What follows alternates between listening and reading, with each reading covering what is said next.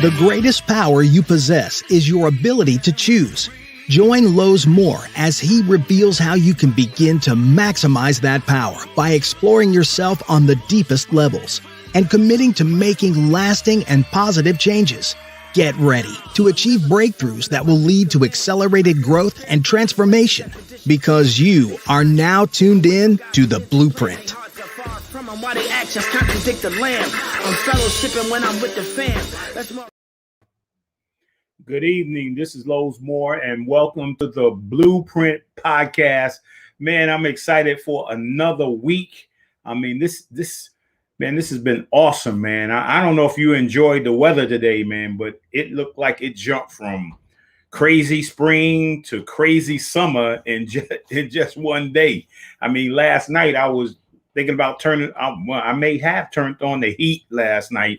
I woke up this morning, I had to turn that heat off because it was hot. And man, I think it was like 81 degrees. And, tomorrow it could be 40. But I always say that if the Lord wakes me up in the morning, if he taps me on the shoulder or touch me with the finger of love and wakes me up, man, I'm going to get out that bed, man, and I'm going to get excited for another day and another opportunity to give him honor, praise, and glory. And also, it gives me another opportunity to be an example for whoever I can be an example for, and to help whoever I can help, man. So, hey, when you get up in the morning, man, we ought to give God thanks. And so I'm excited, for another BluePrint podcast, man. Thank you. I want to say thank you. Appreciate you guys for your support each week. Let me start out by saying, hey, I think I lost while I was in North Carolina. I had my little basketball, which was my pebble. And in the last couple of weeks, I've kind of missed dropping my pebble in the pond. Of course, Denzel said my life was like a pebble, right? And that was dropped in a pond, and that hopefully, he didn't say hopefully, it gave a ripple effect, that there was some blessing in the interim, some blessing in the middle, and some blessing at the end. And individuals are still being blessed, not just by me, but by you also. You're a pebble in a pond. And every time you speak something, every time you do something good for somebody, every time you show love and kindness, right? You're a pebble in the pond. There's going to be a ripple effect. Somebody's going to be impacted by your life and by your story.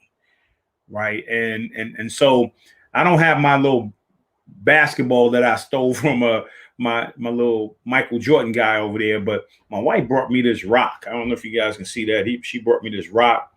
Right. And so this is my pebble. I'm going to drop it because I'm expecting tonight, man, is going to be awesome.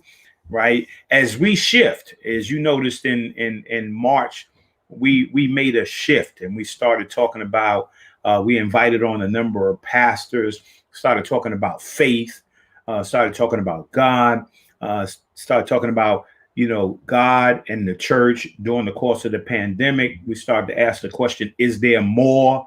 And, I want to say thank you.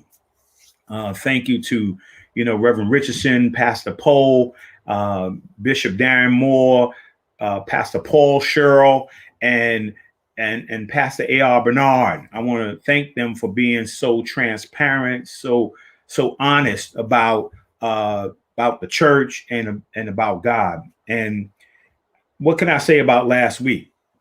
With Roy Smith and Donovan Mitchell Sr., and we saluted baseball. I got my couple of minutes of fame to show you guys my pictures, my baseball pictures from when I was a little kid, and I had a passion for baseball, loved the Mets. Matter of fact, I didn't even know that I had Mets colors that I chose for the BluePrint, and I didn't know that they Knicks colors that I chose for the BluePrint. But man, they are beautiful colors. And I was a big Met fan. I love baseball because of my grandfather. But it was one sport I couldn't do all year round. So when basketball came into my life, it was a sport that I could play all year around. And I was really good and passionate about it. And so I jumped into basketball and wanted, instead of playing for the Mets, I wanted to play for the Knicks. Now I didn't get that opportunity, but I did get a chance to play for the Nets. And that was pretty awesome at the time. And so we're shifting streams. We were talking about faith, and we're talking about supernatural lifestyle, and now we're shifting into another stream, right? A stream of wealth. What is wealth? What is prosperity? What is success? And many people think, I don't think we know what it is, what success is, but we want to find out tonight. And as we're in this pandemic, it's hard to think about prosperity. It's hard to think about wealth, right? It's hard to dream. It's hard to think about our blueprint. But as I've been saying to you through this whole pandemic, this is the time when you need to think about your plans. You need to think about your dreams, right? You need to think about your blueprint. While you're down, while it's a struggle, while we're fighting, we need to dream, right? And we need to develop our vision, and we need to develop our blueprint. So when we come out of this, we will be better prepared to launch whatever dream God has given us, whatever vision God has given us, and whatever assignment God has given us, and be able to execute whatever purpose God has given us. And so I'm excited tonight to get into this stream of wealth. And how do we build a wealth mindset?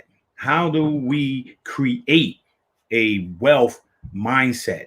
And we're going to get into it, but I want to start out with the books. Remember, I said books of the week, and these are some of my favorite books that focuses on building wealth and building a wealth mindset. And you see, I would probably be in a different place in my life. I bought the book Think and Grow Rich by Napoleon Hill when I was in high school, man. And I made a mistake. By flipping through the book and not reading the book, because in that book, he does a study of 500 or more successful people, right? And those successful people did not start out with a silver spoon in their mouth. A lot of them struggled and came from all kind of adversity, all kind of disability, all kind of just terrible situations in order to become successful in life and build wealth in life. And that's a great book. But here's the key. It makes no difference when you pick that book up, whether you pick it up in high school, and you should. If you got a kid, if you got a young man, a young woman that's in high school or middle school, grab that book right there, Think and Grow Rich. Give it to them and let them start to read it, because there's some principles inside that book, man, that will change your mindset. And I wish I had kept that book and read that book all the way through up to now. But hey, it's never too late. You can pick it up now and still be just as good. You position yourself to think and grow rich. And then the other book is by Bob Proctor.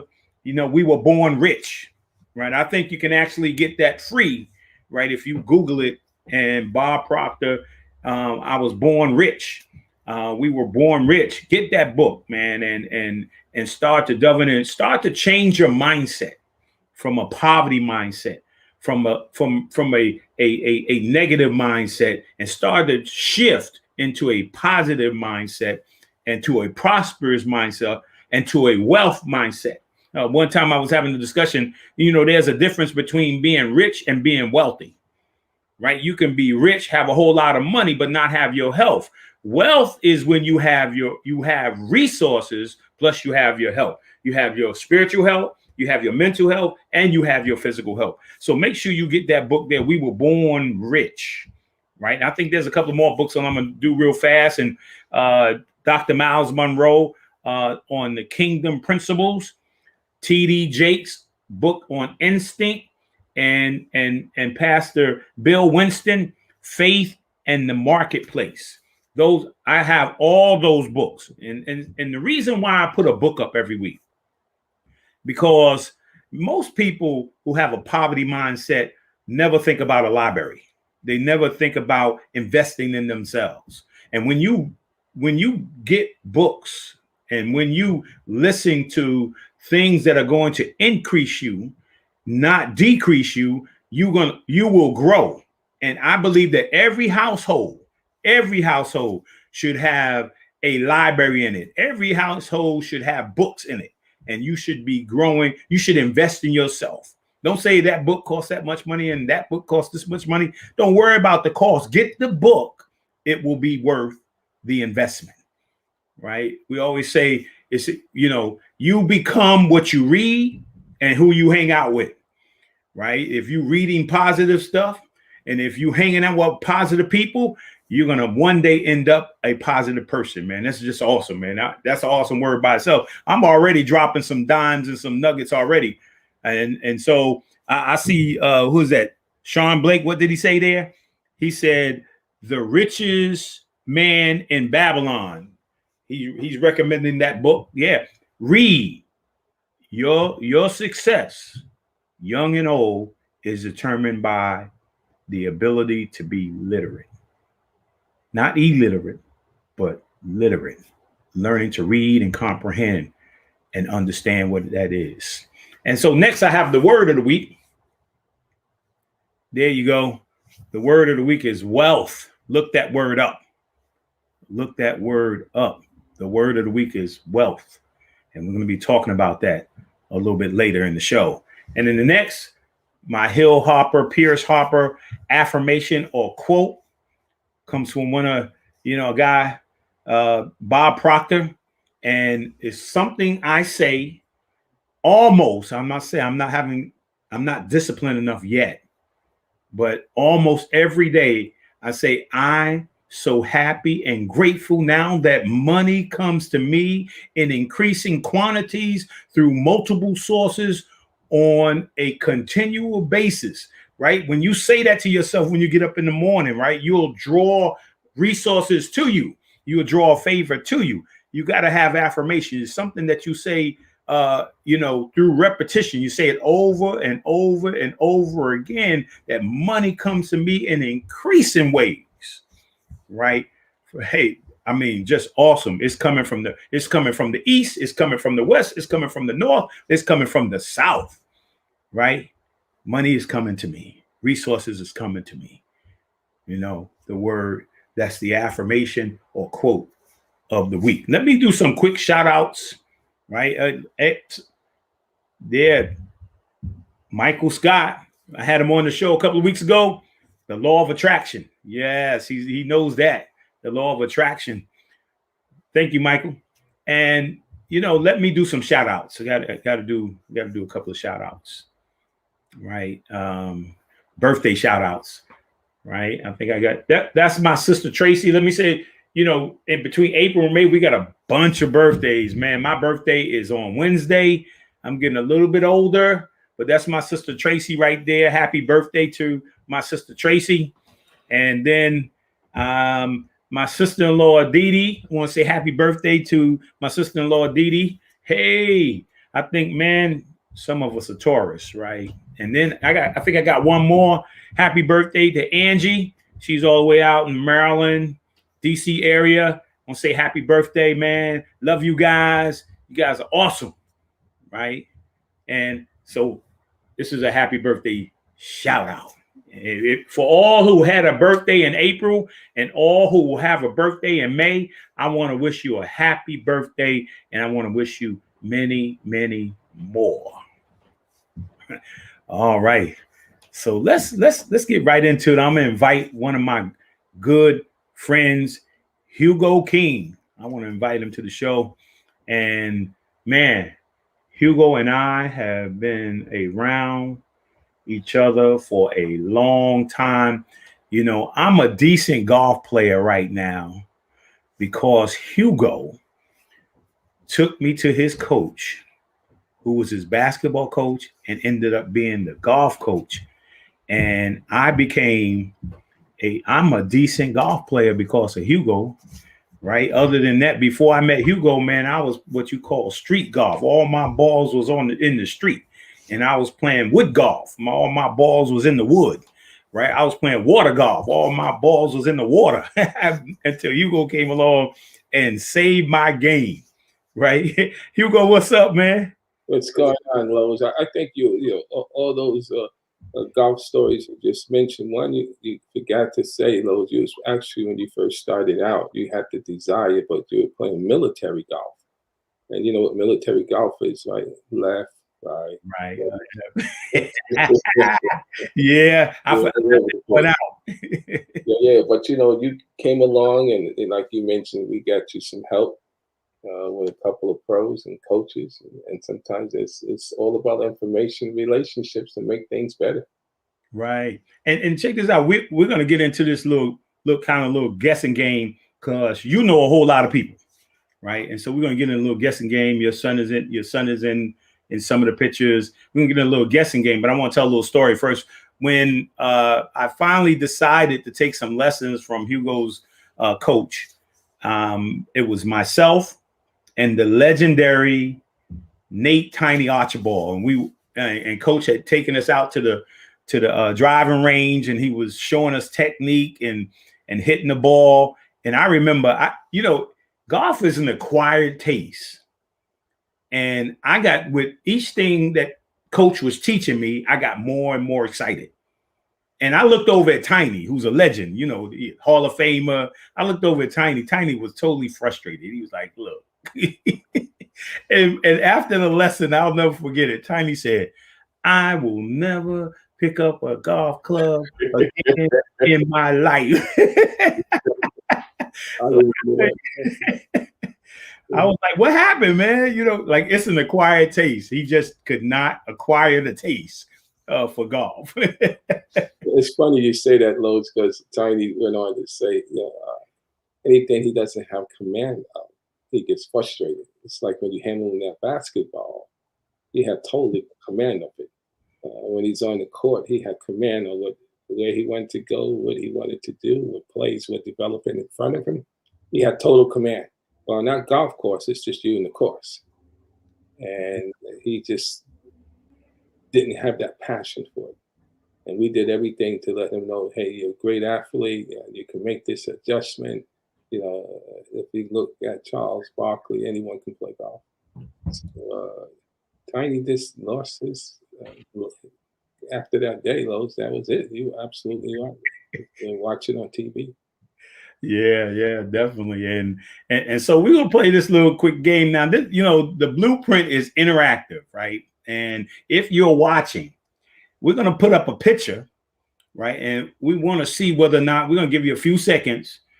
And if you recognize the person, we want you to just type it in and send it to us before we give you the answer to who it is. So if we can begin to show a few pictures. Let's see, Hugo. Oh yeah, anybody know who that is? Man, Hugo got an extensive network. Yeah. Y'all know who that is? All right, Hugo, tell them who it is. Yeah. Well, if you look at Law and Order, he's an actor, entertainer, he's a legend, and that's Ice-T. Yes, sir. Yeah, I met Ice-T. Sometimes and I met a lot of celebrities before, as you have, right? And I found for most of the time that most of the guys, or men or women, have all been pretty nice people. They all been receptive, saying hello, and occasionally you get somebody who may not be as nice, but for the most part, most of the people have been really, really nice. I mean, if you're a celebrity, you know how hard it is to have people in your face, cameras in your face every single day, and everybody wants a picture all the time, or everybody wants something from you all the time. But yeah. So who's next? Who we got up here next? Hugo got an extensive. Y'all got to be quick. You'll know these guys next to Hugo.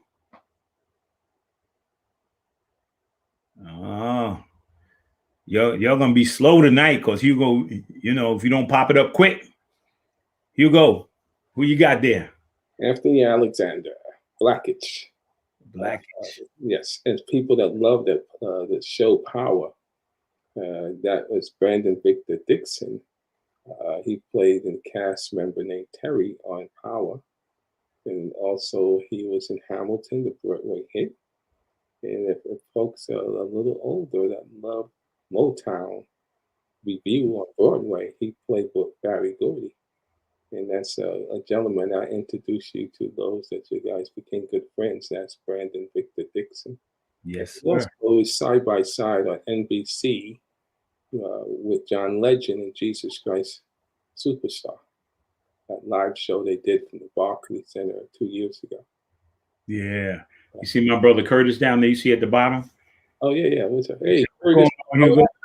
You practicing on your basketball game? Well, yeah, believe it or not, Kurt, I get a shot up in there and they were like, who's this guy that can run around these young fellas? But I didn't realize that we get old. But one thing like golf, we just learn how to play within ourselves. And yeah, Kurt, I get some shots up. That's what keeps me going. Just for the exercise, competition. I can only dream as highly as you jump in that air and above the rim. I mean, you are an incredible player there, Kurt.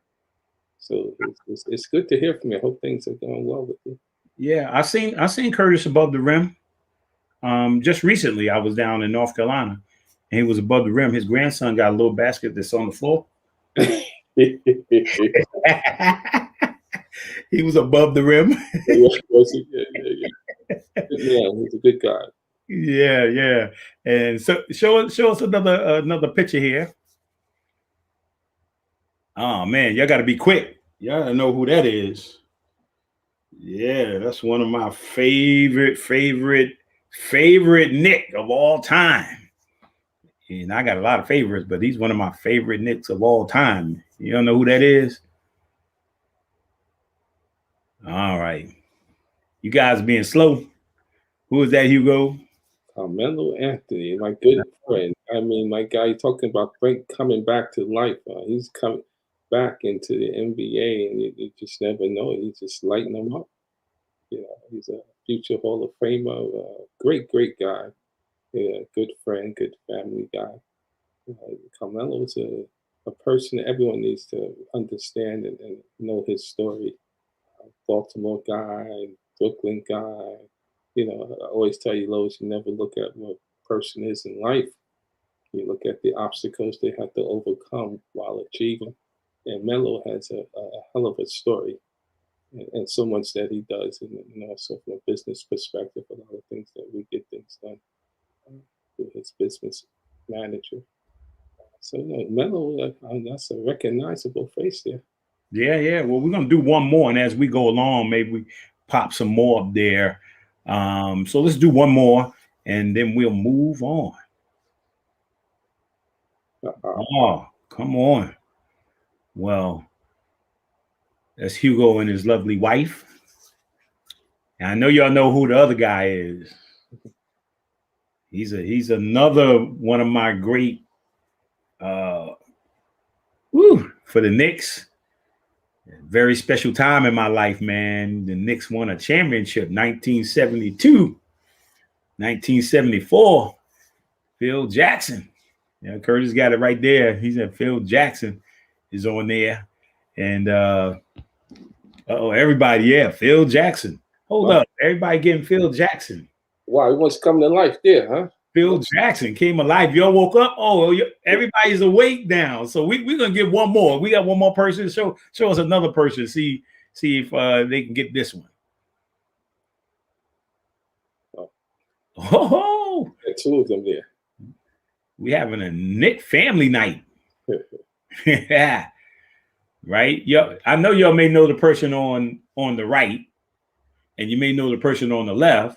But who is the person in the middle? Anybody? Any guesses? Who's the person in the middle? Let me give him a little clue there. Little clue. Used to play with the New York. Well, no. I think he played with the Milwaukee Bucks, right? No, actually played with the Knicks. The Bucks, and he ended up being like the GM, right? President. president. Yeah, president of the Knicks. Houston.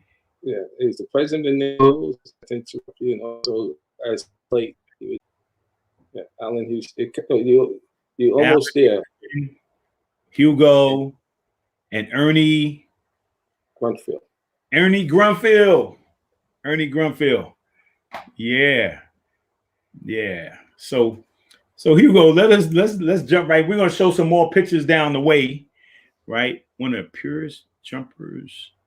Ooh. Yeah, he had that jump shot was money in the bank. Sweeter than that country iced tea, man. Allen. So Hugo, we're gonna show some more pictures of Hugo. Hugo and I have some things in common. Number one, we love basketball. That's without a doubt. Number two, we love helping people. That's number two. We have that in common. And then Hugo used to come down to the Boys and Girls Club. Man, he was down there so much, man. He supported the Boys and Girls Club financially, physically. He was at the Boys and Girls Club. Man, we made him an honorary alumnus of the Boys and Girls Club. Man, he did so much for the club, man. And hey, we it's just like you alumni, Hugo, just point blank, right? You alumni of the Boys and Girls Club Mount Vernon. We have some. Any other things we have in common, Hugo? Oh yeah, like you mentioned, we love people. We love helping people, Lowe's. And more importantly, you were the chaplain for the NBA and Major League Baseball. You travel and before all games and letting both teams that were playing that particular night, they had chapel service if they voluntarily want to come in, and had quite a few guys, So we had a lot in common from that perspective that guys can understand where faith and being thankful and understanding the power of God and having Jesus Christ in your life and being thankful and being on a platform where you can help so many people.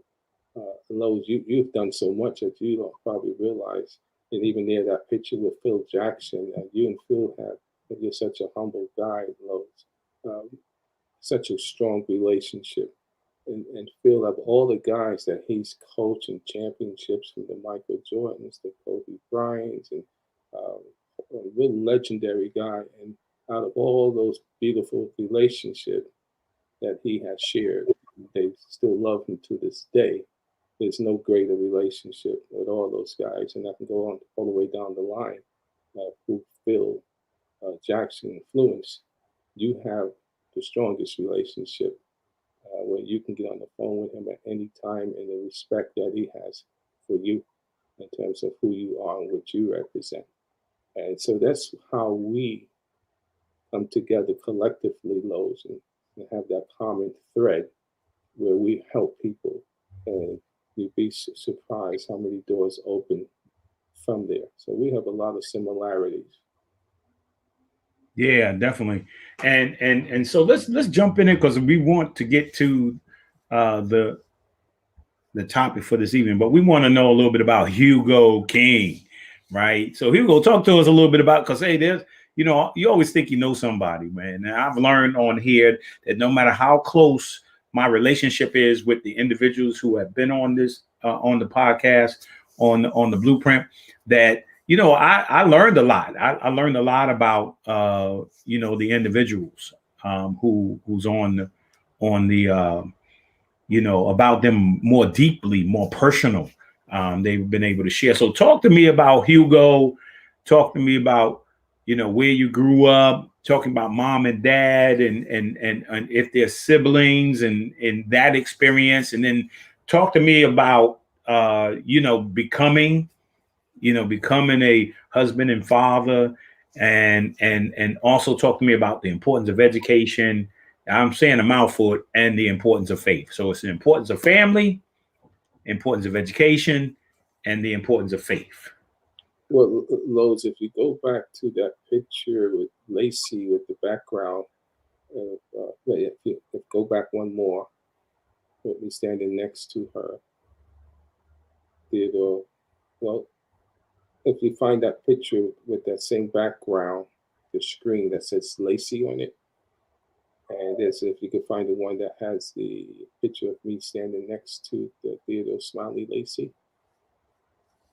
But as they try to find that particular picture, Rose, Theodore Smiley Lacey, you guys can look her up. Her mother and Rosa Parks, in terms of the movement, when Rosa Parks refused to give up her seat, Lacey's mother and her are very good friends. No, that's Leo, but Yeah, that's not. If they have the same background that Hugo's standing, I don't know if we have that picture, Hugo. I know there was another picture like that. Go ahead, Hugo. So anyway, she was the secretary when they had that movement, and when Rosa Parks refused to give up her seat, and that movement was developed. They were part of that march that went across the bridge there, and Lacey, she was the actual daughter, and she was named after. We talk about my wife, that her school is named after her, Lacey, and talk about family, talk about love, talk about faith. Back then, those days, if we remember the history of all the different movements that took place, that was the first real development that was organized with King there in Alabama, and then all the way up to the day with Lewis. So we had a lot of commonality there in terms of, as of late, in terms of history. But in terms of me personally, and I'll come back to this story, I grew up in the Bronx, believe it or not. You know, like I told you, I was a very, very shy guy, actually, and family of 13 brothers and sisters. Wow. Yeah. So it's a big, big family. You know, then, and believe it or not, Lowe's, I was a very, very shy guy. And yeah, I could just tell you a quick story, because when I was in college, you know, my freshman year, you know, I was actually dating a young lady that we went to church just about every Sunday. And then one Sunday, they invited me over for dinner, because, you know, that's what normally happens when we go to church on a Sunday. You always have a Sunday meal and dinner. So the next day in school, the young lady, she says, Hugo, my parents were very concerned about you. And I says, well, why? What happened? They said, well, not only were you shy the night before, but you didn't even talk to yourself. Little did they know that there's always hope and there's always possibility, you know. So what happened, I had some good breaks, loads, when it came to business as we move things along.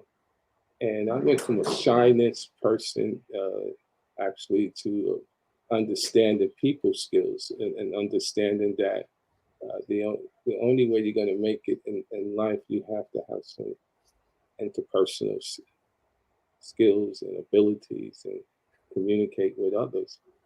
And so I had to develop that. So I went on, and I got a chance to meet some really, really great people. Some good things will happen for me. And this particular picture here, if I may bounce and pivot real quick, you may remember the great rebounder, a tragedy that happened here with Jason Williams. This is in front of his home. He invited, he's a good friend, to come down when he had that $100 million contract, and he built a beautiful home that took up about 100 acres there in South Jersey. So we spent a great day together. So he gave me what I was holding in my hand there, some good giveaways to give to folks. But at any rate, I got a chance to meet some great, great people along the way. And then I was telling you, being a shy young man, believe it or not, and I got a chance to really, really exercise. Being with a big family of 13, you know, I couldn't get a lot of words in, because, you know, I was basically number 9. And there was a whole lot of folks ahead of me. We came to dinner and sleeping and everything else. You have to learn to say something else. You get pushed way to the back of the line. But nevertheless, you know, get a chance to meet a lot of great people, and to speed up, because I don't think we get a lot of time here, Lois, because I can talk for days now. Believe it or not, this shy young man from the Bronx. But nevertheless, what happened was I got a chance through business to get some big breaks, learning the industry that I was in. When you had the retailers and supermarkets, um, that I had great relationships with one of the alumni from my college. And he told me, Hugo, you'll do very well in business. You're a good guy, you're a good person. And I didn't even know within my own self that all the abilities and purpose that I had. Because, in life, you only have 10% of your talent that you use in a lifetime. So I got a chance to buy a company. It was in the photography industry, as you go to Walmart or Target. So I dominated the whole country when it came to that business. I knew nothing about photography. My thing was criminal law, criminal justice. So nevertheless, I bought that company, and from the relationship, Lowe's has those pictures that you popped up, and just as well as when we were coming up together, and as you mentioned, you played in the league for some time, and every year the guys would come home, and the guys that stayed sharp in the NBA, we used to go down to this PAL, Lowe's, if you remember, in the Bronx, and we'll have about 15 to 20 pros, the top of the line guys, and we'd play till 1 o'clock in the morning, sometimes later than that. And so what I did was how I leveraged that relationship as I developed people skills is that when we had events with people I was doing business with, and they needed to raise money for whatever the event may have been, they needed celebrities. And I had the celebrities all lined up, as you saw some of those pictures there. So what I would do is that whenever it was a vendor's support program, I would bring the celebrities to play with the vendors. And so at one point, and this is how life happens, you just have to be at the right place sometimes at the right time. We're talking about faith. Sometimes God has a purpose for you and you don't even know what he's doing, but he's working if you believe and you exercise your faith. And so what happened was I was at Pathmark. Pathmark was a supermarket chain that dominated a lot of our communities in New York, New Jersey, Pennsylvania, which is Connecticut. And the chairman, his name Jim Donald, he wanted me to meet Tiny Archibald, as you mentioned about the golf story at the beginning of this program here, Rose. And believe it or not, how things work and develop. So he knew I was coming to his office to meet with management. And he says, Hugo, the management guy, he says, look, our chairman, Jim Donald, wants to meet you, knowing that Nate Archibald would be there. So when Tiny came and he says, you can meet him 10 minutes before our meeting or after our meeting. Let me tell you something. We went there afterwards, 10 minutes turned into about 6 to 7 hours. He had nothing but basketball, powerful area in his office. And believe it or not, from there, life just turned completely around. So he was so excited because he was a little short guy, a little short white guy. Loved basketball. Always Tiny wanted to meet Nate Archibald. And now Tiny sitting in his office. And what developed from there is incredible. He wrote me a letter the next day. He says, Hugo, I can help you expand your business and let's write your program on a one pager and I'm going to get it over to my guy that's the chairman of the company down south called Winn-Dixie. And this is in the 80s, 90s there. And Winn-Dixie, I had no idea what Winn-Dixie was. It's 1,500 stores. I says, oh, that'll be great. I love to get that business. And so that's how I got the Winn-Dixie business, Rose. And from there, the guy told me that was running the program, the chairman, he says, look, don't check into a hotel. Any friend of Jim Donald's a friend of mine. So at the time, I had got your good friend, Gus Williams, involved. So it's me, Gus, and Ira Keeperman, like three partners. What's the name of our company at the time was KK&W. My last name being King and Ira being a gentleman that gave us all the knowledge that we needed in the food business. His last name was Keeperman, and Gus' last name Williams was KK&W. So we stayed there at his property there, a gated community. We played golf. We developed a heck of a relationship, and we was able to get a lot of doors open from the business perspective when we started a food brokerage company. In the food brokerage company, we opened doors for companies that were about $100 million or better that couldn't get in those doors. They needed to talk to what we developed as power brokers, what they call today connectors, because we had relationships with the number 1, 2, and 3 within all these companies, from pharmaceutical to club store. Because talking about club store, Gus Williams, when he played in Seattle in '79 on the World Championship, they won. His best friend, a big fan to this day, is the co-founder of Jim Senegal, and he's the chairman right now and only owner, because his partner passed not too long ago, of the largest and number 1 club store in the world called Costco. So everybody wanted to get into Costco, but they didn't have the relationship, so they had to come to guys like us as power brokers. And that's how the business had developed, and relationships that were created. And it was unbelievable. I never expected, just because this one guy, Jim Donald, wanted to meet Nate Tiny Archibald. As I said before, I was in the photography business, and I moved in, pivoted into the food business, and opened up so many doors, of which I'm doing today. So when you talk about family, talk about faith, a lot of things just start to take off at a rapid pace.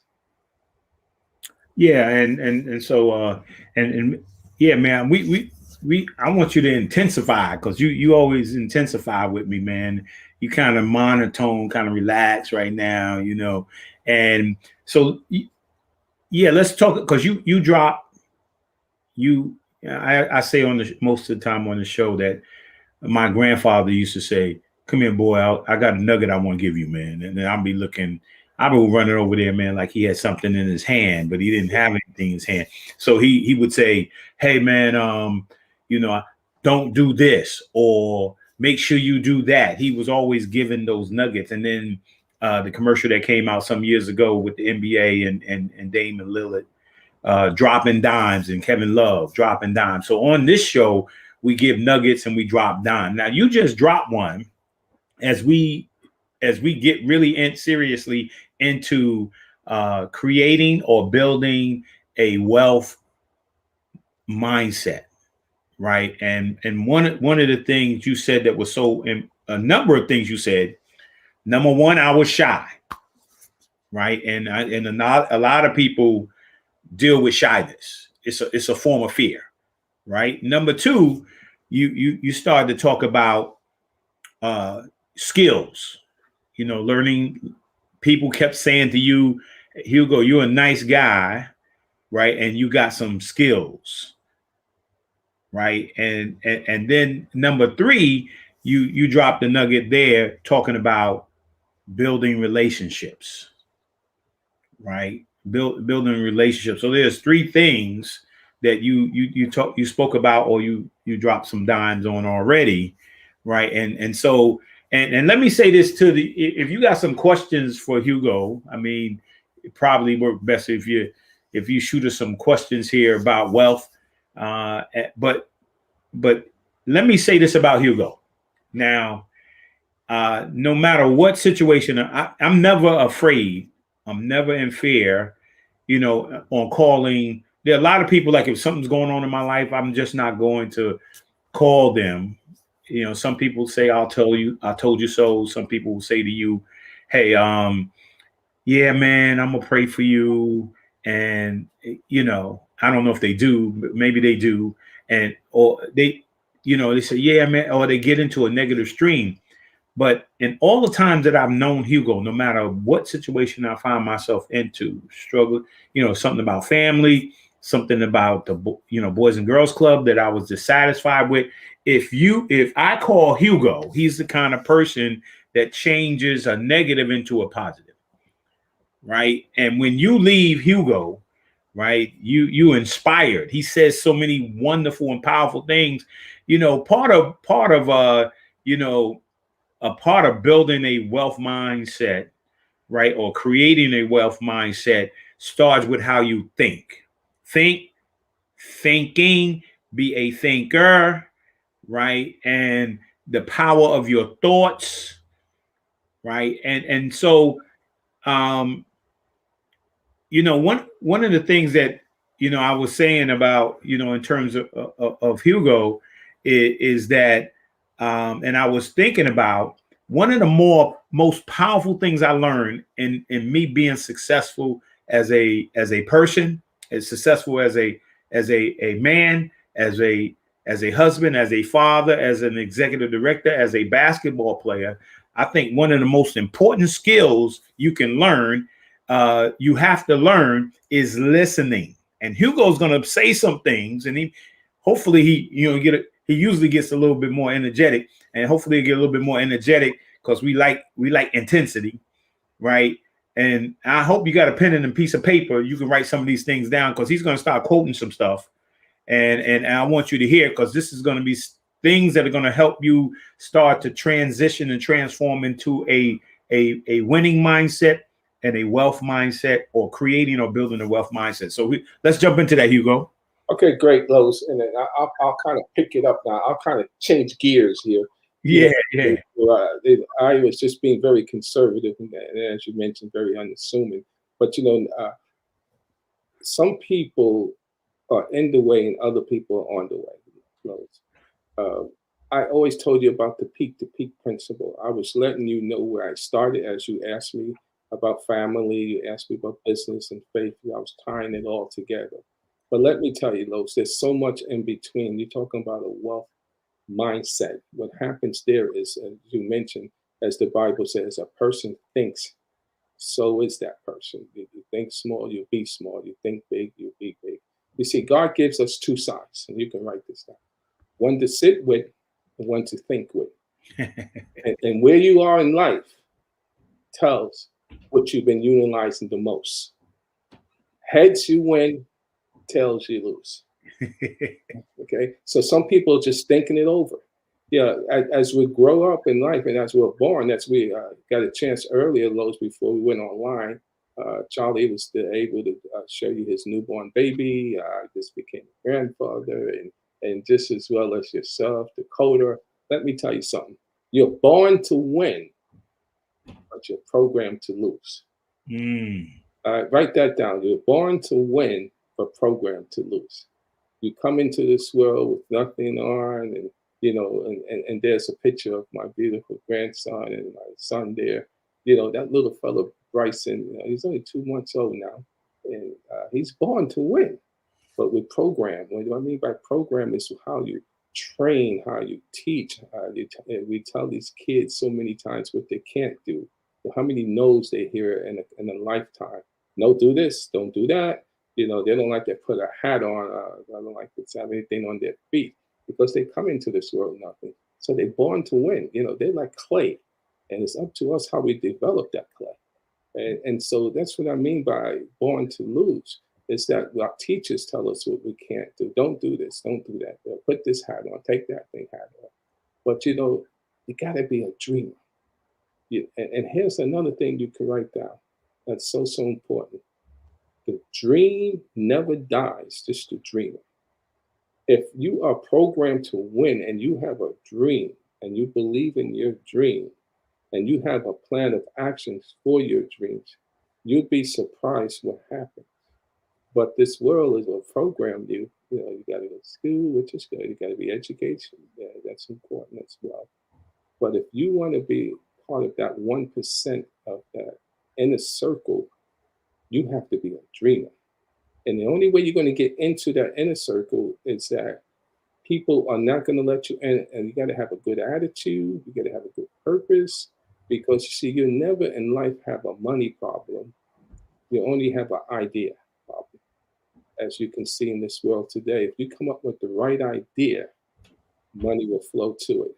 And Lowe's, as I told you so many times of different things of me being shy, I was always telling you about the peak-to-peak principle. You used to ask me, well, Hugo, what the heck are you talking about, peak-to-peak? See, once you get to a certain P-E-A-K in life, you get a different P-E-E-K in life. These are doors that are open or that you can call serendipities that you never thought of. So once that you understand that principle of peak to peak, You're on your way to greatness. And sometimes people don't understand that. See, all they do is, like I said, Lowe's, I told you so many times, and you can write this down as well, as it just popped in my head. There's 3 levels of conversations you have in life. And every day you have a conversation, it's going to fall into 1 of 3 categories. Small mind, they talk about people. The average mind talks about events. The great minds talk about their dreams, their purpose in life.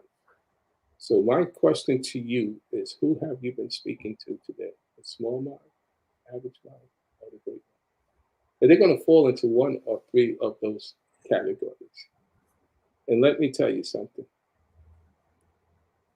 Life is short. We're losing so many people quick and fast in this life. You have to get on a fast track. Networking is so important. You got to be around good people, positive people, folks that are moving and making things happen. And Lowe's, as I told you so many times, and everyone that's listening, write this down.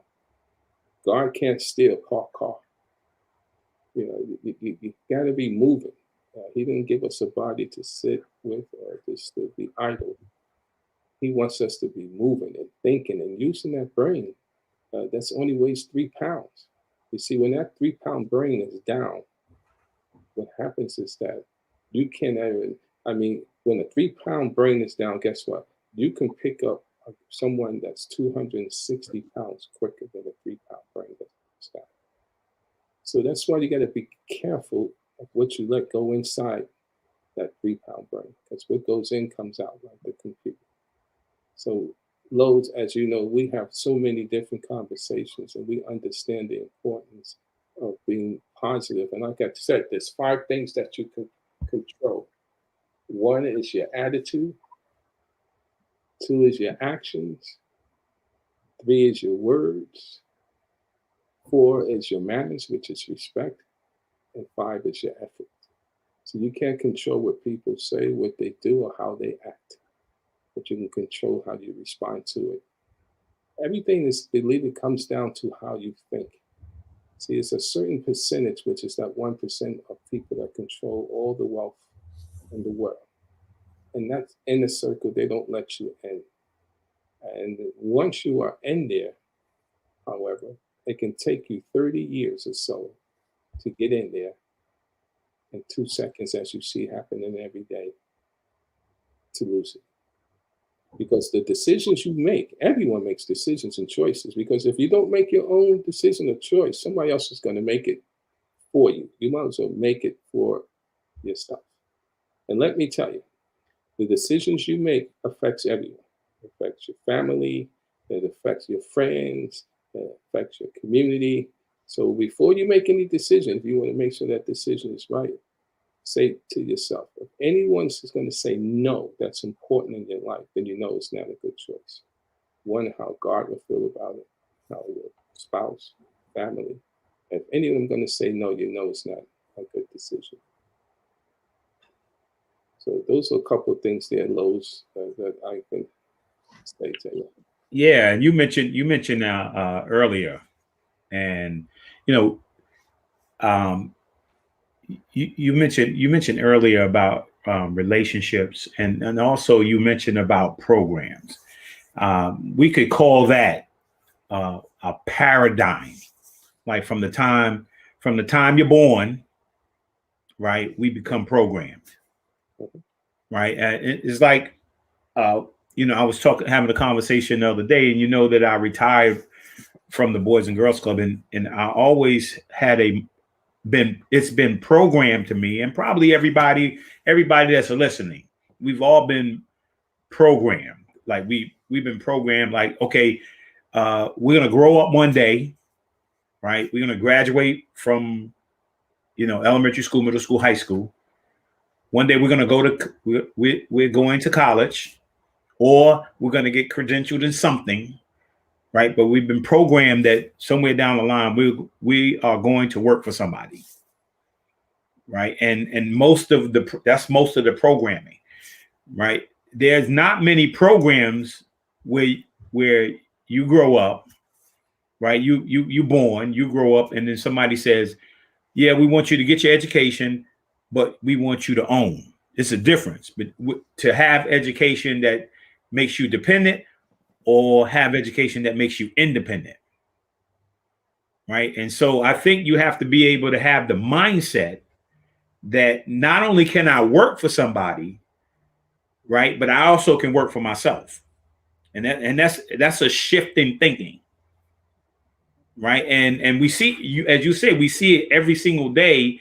We see it on, there are people who know how to use social media positively, even though all the millions of things we see on social media, Facebook and Instagram, there's so much negative stuff on there, but you can use it for positive, as well.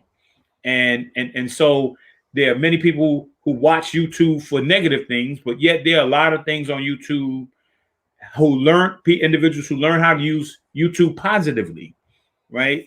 They start, I've seen people who were trying to get into acting, get on YouTube, start their own show, start their own idea, have their own idea. Next thing you know, they're on HBO, right? Next thing you know, they're featured on this show, right? People are putting their music on there, right? And so there are a lot of people out there who are thinking outside the box. Ask yourself, can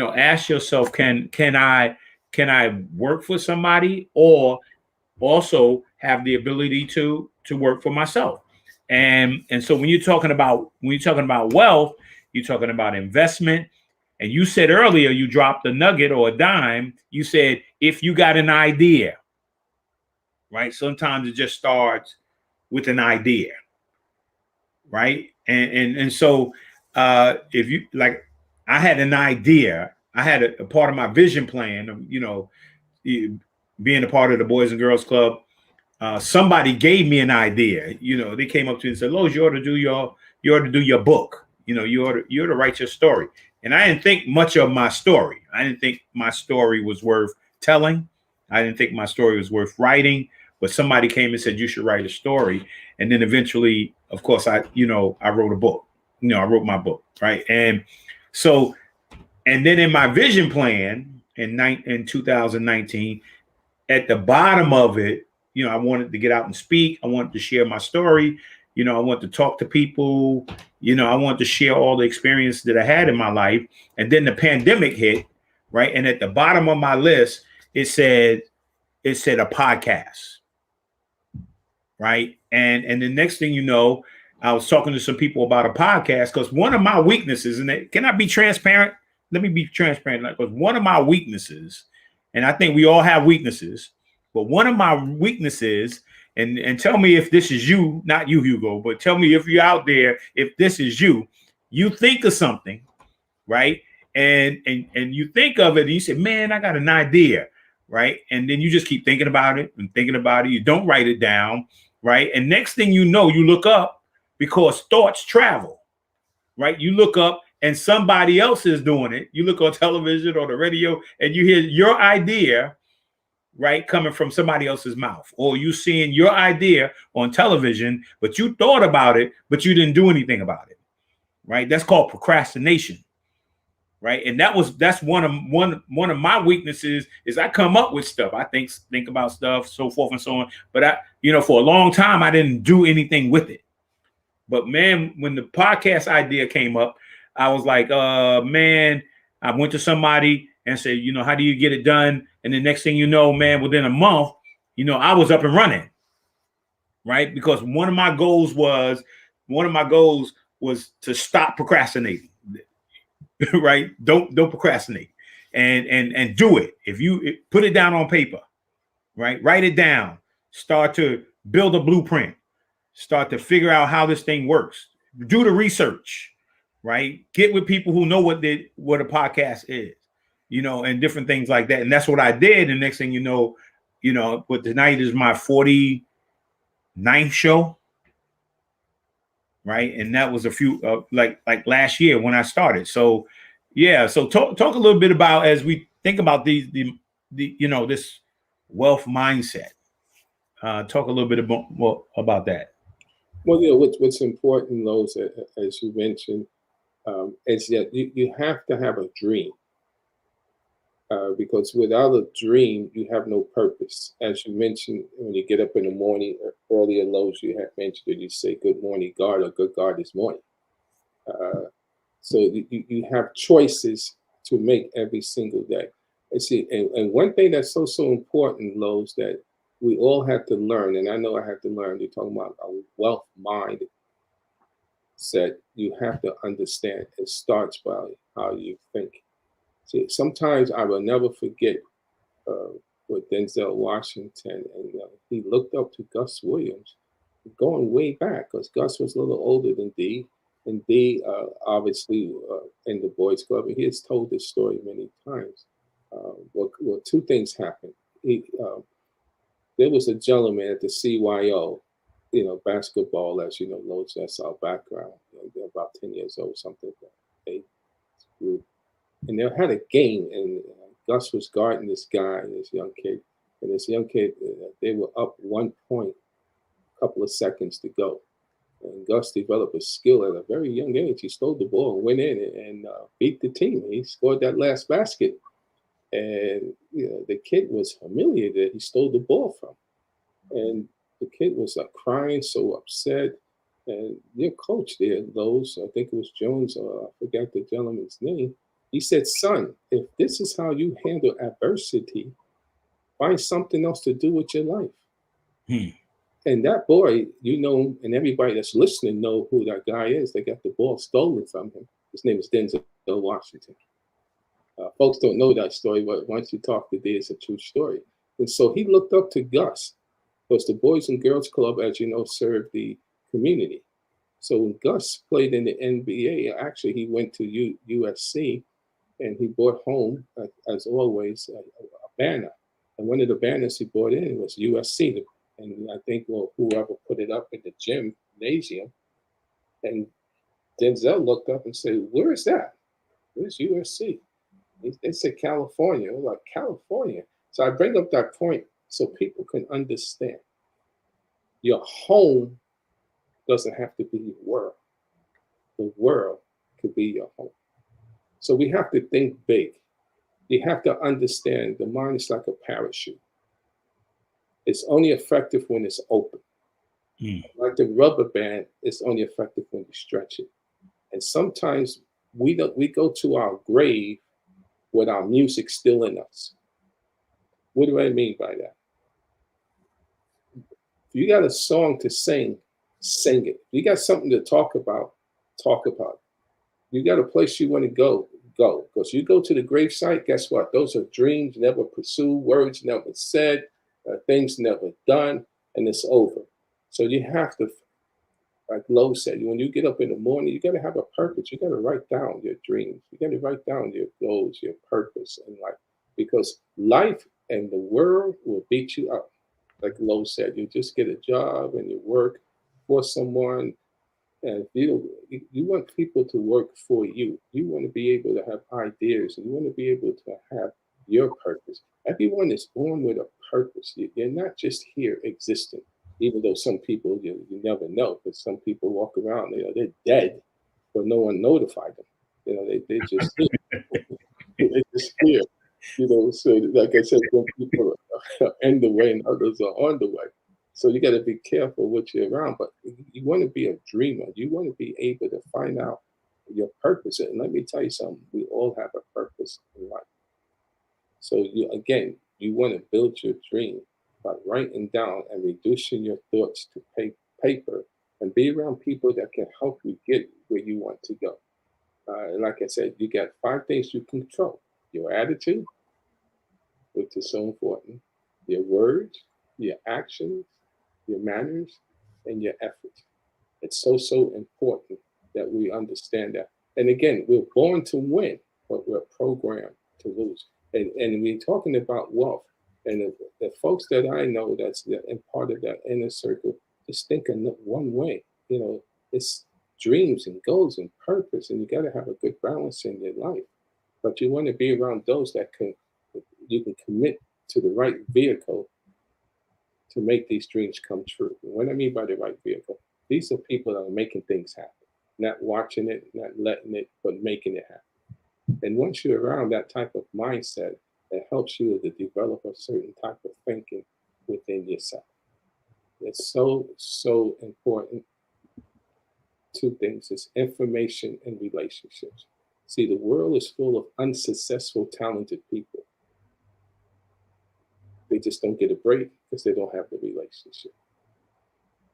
And so that's why it's so important to be around those that can get you to that next step.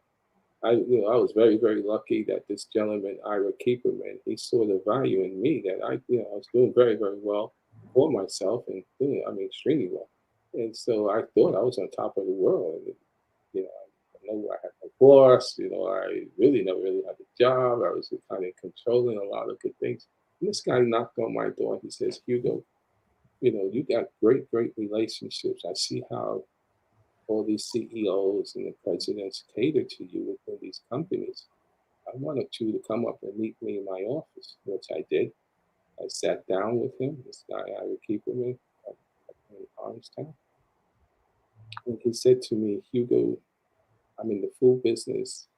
I see that, you have great relationships, and I need you to find me one clean-cut celeb. And with your relationships and Ira with his knowledge of the food industry, this is an idea now. We formed a company called KK. He showed me at that time, and this is in the 80s, about 17 checks that he received on a weekly basis. And back then, those checks were averaging about 15, 16,000. He got my attention immediately. I thought I knew it all. But when he shared that wealth with me, and he says, look, we can form our company, and this is what we can do. I'll show you how the food industry works. You have the relationships. And Gus, which I brought into the business, because he never really liked to work. Gus never had a working mentality. So he was a perfect fit, and he had that clean cut look, and he can conversate with anyone. He just fits in. He did what everyone loved to do, is play golf, because that's the actual boardroom. And so we formed a company, and that business and industry, everybody had to eat. I don't care who you are. You can be black, you can be white, you can be rich, you can be poor. You have to eat. So Ira put me into a business that I never thought I would ever be in. And you're talking about a wealth of mindset. See, people are drawn towards how you think. So Ira saw something in me that I didn't even see in myself. See, and we're talking about leveraging relationships and building on those relationships. Sometimes people will see in you what you don't even see in yourself. As Lowess said, some things are delayed gratification in his life that he's learning, because you see, life has a way of introducing itself to yourself, and it's up to you to make those choices. But the key is that you have to have those relationships, and those relationships, again, you meet people every day. You'd be surprised. You have to just let people know who you are, what you're doing, and believe me, you'll be able to connect with the right opportunity if you learn how to be around people that are moving in the right direction of where you want to go. Yeah, and that's so important, because you know those relationships, and you were talking about relationships. You were talking about thinking, right? And I remember uh, my whole focus in regards to becoming a professional basketball player started with my thoughts.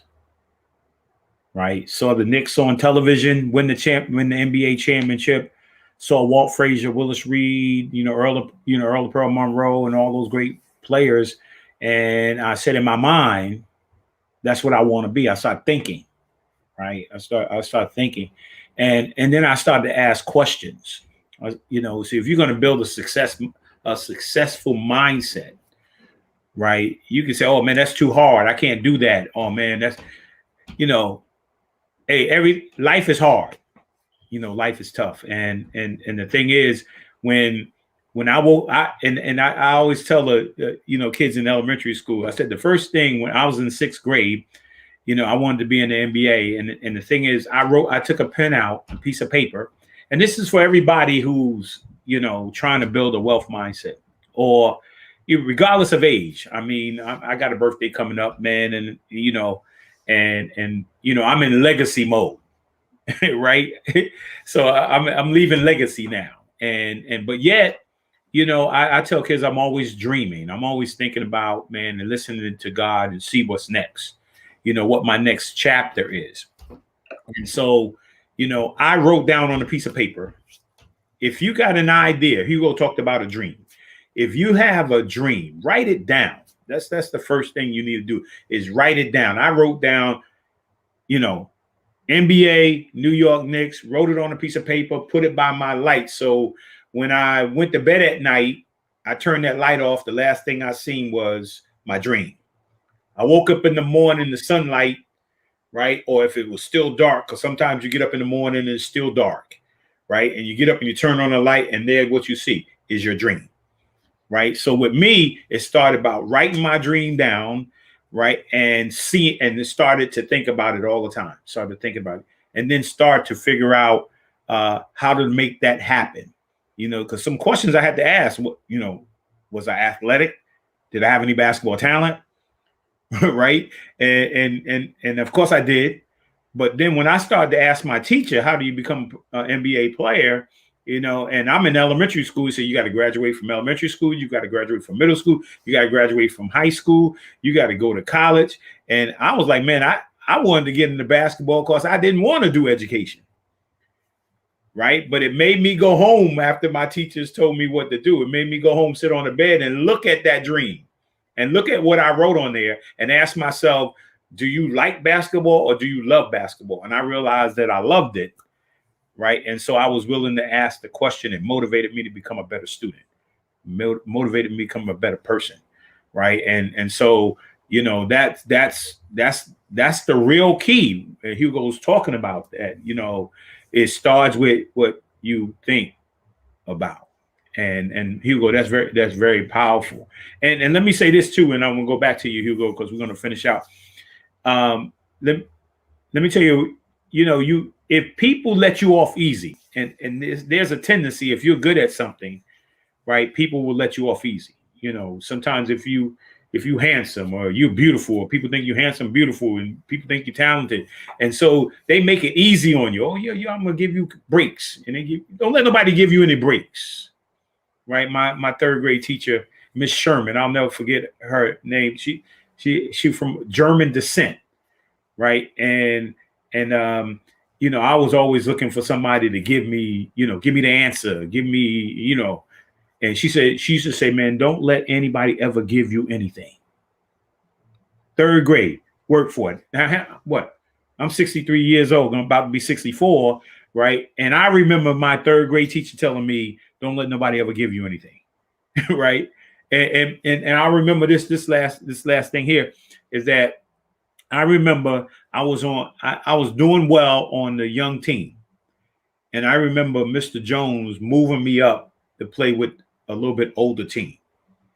Right. And I remember him putting me in the game, right, at the end of the game when the most crucial time. Right. And we were down by, and we didn't lose many games. Right. So I get the ball. They throw me the ball. I freaked out. I didn't know what to do with the ball. We were down one. We were down one and they fouled me. Right. And I had a chance to go to the free throw line and shoot a free throw to tie the game and a free throw to win the game. Right. I got up there and that ball felt like a weight. It felt like I had just lifted up some barbells or something, man. And when I shot an air ball. And everybody's laughing, air ball, boo, And so they throw me the ball again, right? And I get up, and that thing got heavier. And when I shot it, it went in the air, and it came right down at the dots, right? The buzzer goes off, we lose the game. Man, I go home crying and, all messed up over it. A couple of days later, we have another game, and he moved me up to play again on that team. And I didn't want to go, man. I was like, man, I didn't want to tell him I didn't want to go, but I didn't want to go. And we got into the same scenario at the end of the game, and he put me back in the game again, right? But this time he said, look, just play hard, be yourself. What you've done in practice have proved that you can do this in the game. And I went out, and of course I hit the winning basket, and it just changed my perspective. Right? So you got to have people around you that are going to build you up, take you through tough situations, so and build some endurance inside of you and some toughness inside of you, so that you can, because the world out here is tough. So you got to be able to endure. So here we go. Talk a little bit more in these last 15 minutes. Let's talk a little bit more about building and creating a wealth mindset. Yes, Lowe's. Again, as you mentioned, it all comes down to information and relationships. And like I said, the world is full of unsuccessful, talented people. But the way you get and develop that mindset is you have to be around people that are winners. Because you got winners, as you mentioned, and you got losers. And you have to make those choices. You have to understand, everyone is born with a purpose in this life to be whatever they want to be. And it doesn't matter. Education is important as well, as you mentioned, from third grade on. Yeah, you have to have an education, because information and knowledge is important in all that you do. It's one thing that I have that's great, is that I have a great educated team of folks that do so many great things for the organization and the team that I have, that you really have to understand, if you want to work for someone, be the best at what you do. If you want to build your own dream, be a dream chaser to the day you don't have any more air in your body. But what happens is that you'll get that break in life. The idea will always be alive. And like I said, the dream never dies, just the dreamer. The music never stops, just the singer. You sing love isn't love until you give it away. So you have to have that mindset that you're going to find what you're looking for. Because if you knock on enough doors, the right one will open. But people got to know who you are. That's why you got to be around the right folks. Like I said, some people will give you a feel good conversation, and all you do is feel good after the conversation, but there's no movement. You have to have the dream. You got to put that dream together by writing it down. You got to come up with a plan of action. Who dominates in that field? Who can I talk to? You meet people every day. You'd be surprised who you'll run into. Because words are important. As I said, that's one of the 5 important things. It's your words. It's your attitude. You just have to be, they say, in it to win it. You meet folks everywhere you go. And here I am as a shy folk from the Bronx. And, I've been told I'm a talking, because I just love people. So I like to bring out the best in the individual. And just like others have brought out the best in me. And we all possess greatness. See, we all born with the seed of greatness. We have to understand that we can achieve anything if you believe, you have the faith, and you can do it. No matter what it is, you can do it. And wherever you are, like I told you, Lowe's, all the time, you have to blossom where you're planted. Again, you must blossom wherever you planted. You make the best of wherever you are. And understand, and as I told you, Lowe's, all the time, you meet good people all the time. You got to leverage that. See, because one of the philosophies that I use is, and we would live by it until the day I'm no longer, is that we don't engage in any activity that doesn't benefit everyone it directly affects. It's got to make sense for all people involved. Us, we don't get involved in it. Some people just have one way of thinking, Some people will circumvent your ideas and dreams, like the Lord said, if you don't pursue your own. But never ever stop dreaming. That's the key in life. You gotta have a dream, and then you gotta have the right vehicle that you commit to make that dream come true. What do I mean by the right vehicle? I mean, if you want a big house, it's gonna be hard to work on minimum wage. Right? So if you want a big house, you got to figure out, well, what do I do best? How do I get there? Who do I know? What do I need to do? What do I need to develop? How and what vehicle do I need? And you'd be surprised the talent that you have or people that you know around you that have talent that can help you develop your dream. And that's the key. Like I had so many conversations with Lois through the decade about same subject we're talking about, because I know so many folks that just started out with an idea. I mean, we got some history that shows us that. You can look at Dave Thomas. No one believed in him, but his niece named Wendy. He had looked at his paycheck, looked at his pension, and he says, "Oh man, I can't make it."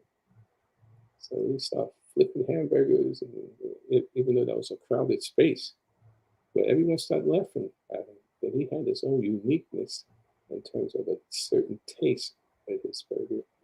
And then it's a dream today that became to fruition. And the only one that believed in him was Wendy. Yeah. Well, yeah. And so, this month, the month of May, we're going to be talking about wealth, man, and talking about a wealth mindset. And, I think, or wealth or successful mindset, right? And I know that every kid I know has a dream. You ask them, what do you want to be when you grow up? There is, when you talk about wealth, you got to talk about, I think it is Dr. Miles Monroe.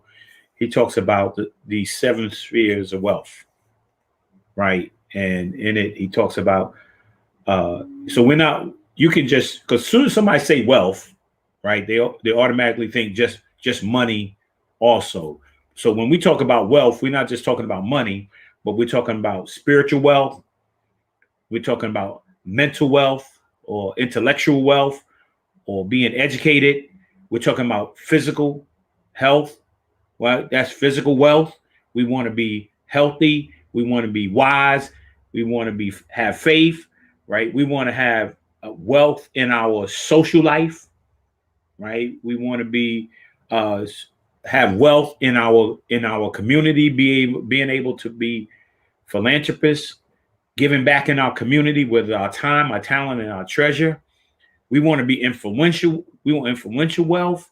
We want to influence people, right? And so when we talk about wealth, we're not just talking about money, because you can have all the money in the world, but if you don't have peace of mind, right, and if you don't have good health, right, that's not wealth.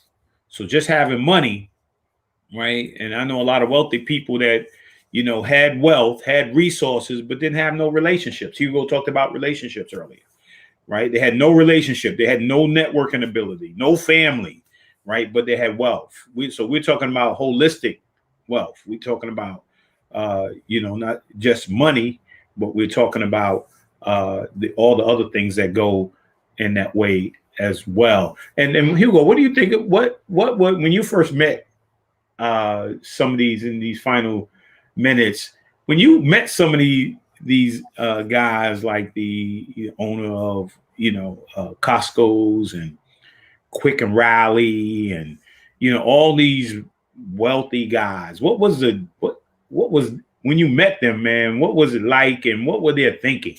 When you met them. Good question, Rose. You can throw Bill Gates in there too, because he was there in this as in Seattle. When I met this guy, I didn't even know who he was. He was so nerdy and smart and bright. And so we met at his place, and his office is amazing. His workplace, where they have a daycare center, Lowe's, they have a doctor's office, they have a gymnasium.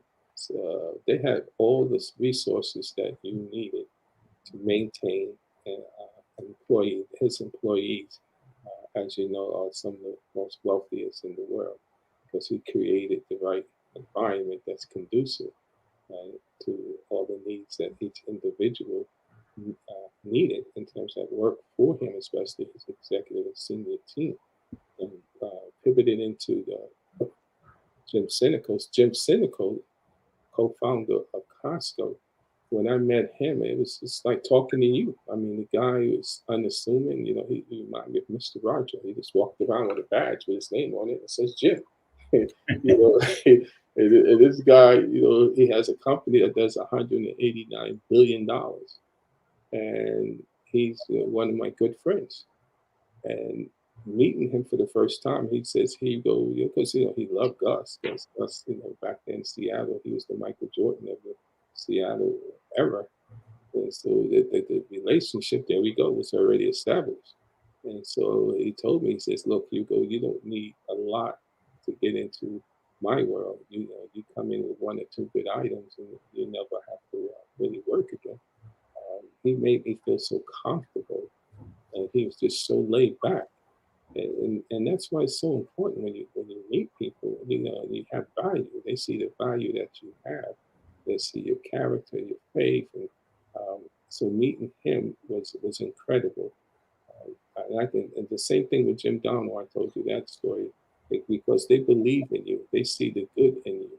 They see that you have a purpose and that you're thinking big, and they know that your purpose in life is going to take you where you want to go because you're thinking that way. Thinking is so important, because our thoughts go through our mind every day. It's what you believe. I think the Bible says it, and I don't think, I know it says it. It says what report you're going to believe. You have to believe in the report of the Lord, simply because certain things just don't change in life. People and places may change, but the soil remains the same no matter where you go. And you'd be surprised once you get into that inner circle. I mean, meeting Cynical, he told me about Bill Gates. I never knew about him. But all these guys hang out together. I mean, and then Howard Schultz. Howard they owned the Seattle Supersonics and Starbucks.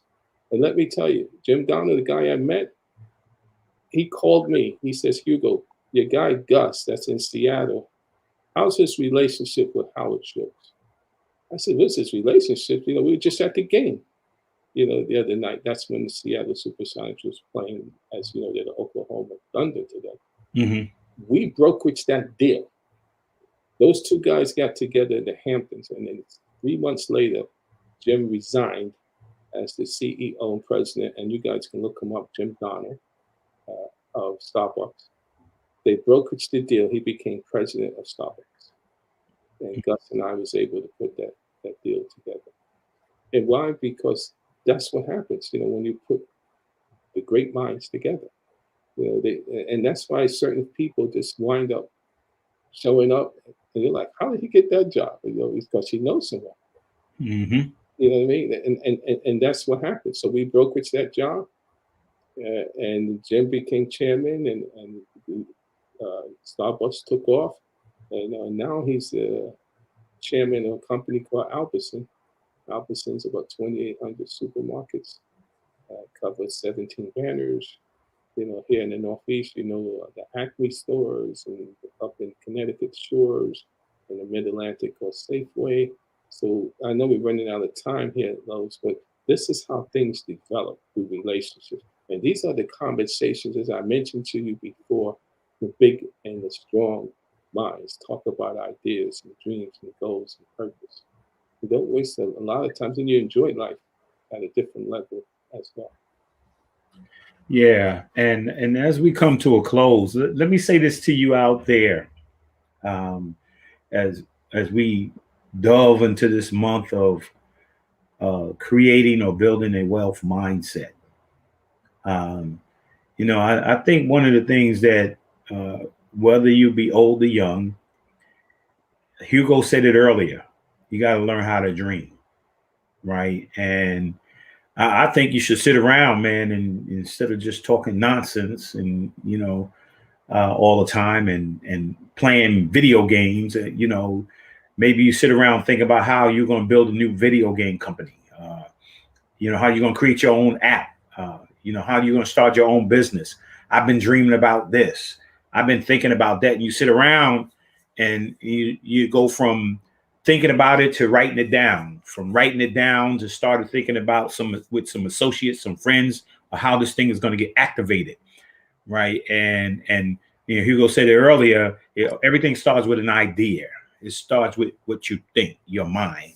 So, we're going to, Hugo, thank you, man. I appreciate you. I appreciate your friendship, man. I appreciate you taking the time out tonight, man. And spending some time and talking about your experience and talking about helping to begin for a paradigm shift in our thinking. Right. I thank you. I appreciate you. Right. And, man, I love you, brother, man. And for everyone who joined tonight, man, I want to thank you for your support each week, man. I look forward to seeing you guys next week. It's Mother's Day.